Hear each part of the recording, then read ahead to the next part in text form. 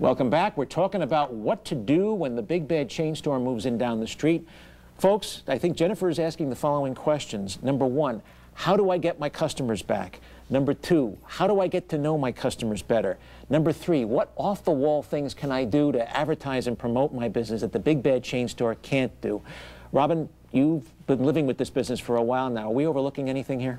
Well, what you're overlooking is that besides this big bad chain store we're talking about, is there's at least another dozen stores in the immediate area that are selling toys. And her question is, how can I distinguish myself from all these other competitors? What about me is special? How do I differentiate myself? Well, okay, let's get started. Bill, you've been in Jennifer's shoes on more than one occasion, and you've beaten up these people. How do you do it? Well, we're in it to win, not to lose. And you're right, several years ago in our small town, Barney's came in, big bad competitor, and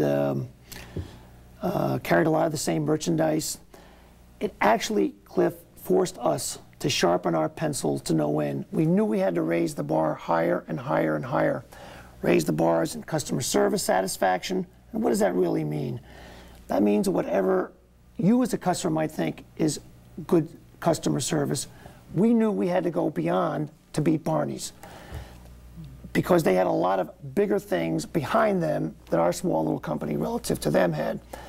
However, we all got together as a company, our sales force, our tailoring department. Nothing was too distant to deliver. We used to make deliveries up to Boston, up to Logan Airport on suits. At nighttime, if you want to call the store, push number 2, get to my house for an emergency, come down, pick up the suit.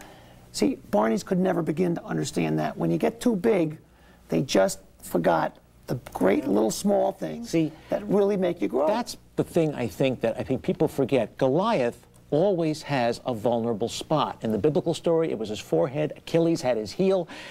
Every big store has a vulnerability. What Jennifer's really got to do is she's got to find out what these people don't do well, and that's going to tell her what she's got to do beautifully. Yes, and one of the things that you'll notice if you go into the big store is you can't get anybody to help you. But you go into her store, and they just practically fall over you. They'll give you advice. They'll tell you, you know, what you ought to be buying an 8-year-old if you don't know. But her competitor is also pretty good on customer service. I mean, this is not a warehouse toy store. No, but they still don't provide that level of customer service that she provides. She has to really, I mean, and they're already doing this. They worship the customer, and that message really has got to get out. But you see what we did, though, too, Cliff and Robin, is that after the sale was made, pretty much the bigger stores will leave it go at that.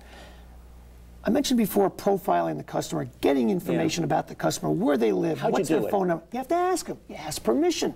Cliff, may I have your phone number? Yes, you may, Bill. Great. May I call you to see how the gift... See, that letter that she sent out was a great opportunity for a customer survey. But she missed the boat. And she missed the boat. It was dear customer, not dear Bill and Sue. Nancy, we need some off-the-wall ideas here. Well, just to expand on that, I think the idea of the birthday card is a great one.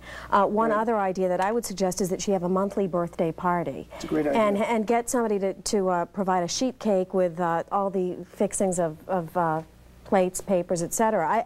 I don't know of a parent that wouldn't drop by on a Saturday morning at 11 o'clock to have their kid experience a birthday party at the store. Their mom. At the store, in-store events. I love that too. And I think that's something too that most big retailers are not doing. They're spending their money in advertising, but they're not spending their money by in this kind of way. The other thing that she mentioned too is having produced a monthly newsletter. I produce I like that idea. I think it's a great idea. Monthly though will kill you. It will just suck the life out of you as a small business owner because of the work involved. But I think she needs to bring that back because she said she's not doing it anymore. So even if she were to do that quarterly, I think that would be a good amount of... Part of the problem with this business, I think, is that she's the service, she's the product, but she's also got to do the marketing and PR too, and those are two full-time jobs. I mean, don't you agree that she would have to she's going to have to get somebody to really focus and worship the marketing and PR side here? Yeah, I think she should look within her staff to see if somebody's got great writing skills or design skills and utilize the people that she has, but she may end up having to pay somebody a small fee too, outside as a consultant to do that for her. I think it's very important too, what you just harped on, Cliff, is that is getting the culture of all the sales force to be on the same page, everybody. And when that happens, the sky's the limit. You empower those people, and in small business, you can empower people. You really can. And when a sales associate becomes empowered, they're so free, her sales will go up. That doesn't happen in big stores. You're one of the best people, I think, in the business world, if you don't mind my saying that. How do you rally the troops? What do you do? You know what it is? It's passion. You got to have passion in what you do. I don't care if you're selling toys, you're selling clothes that I am, public relations, marketing. You know, you just have to have passion, and then you have to instill that. You just have to instill it. You're a coach.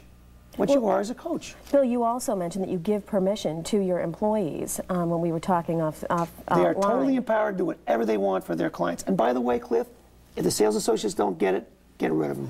Well, you know, I want to say something here. I've been in that store many times, and their problem is not a lack of passion. They have passion, and their employees have passion. So I don't see that really as the problem at all. Well, one other thing that I think that they're already doing too, which they might need to just figure out ways to market what they're doing, is the special orders. I have a daughter who's adopted from China, and it was very difficult to get Asian dolls when we first came back. That was 4.5 years ago. There was one store in New York City that a friend of mine purchased a doll for her at. I called them and special ordered several of them. I think if she were to look at markets that are being underserved right now.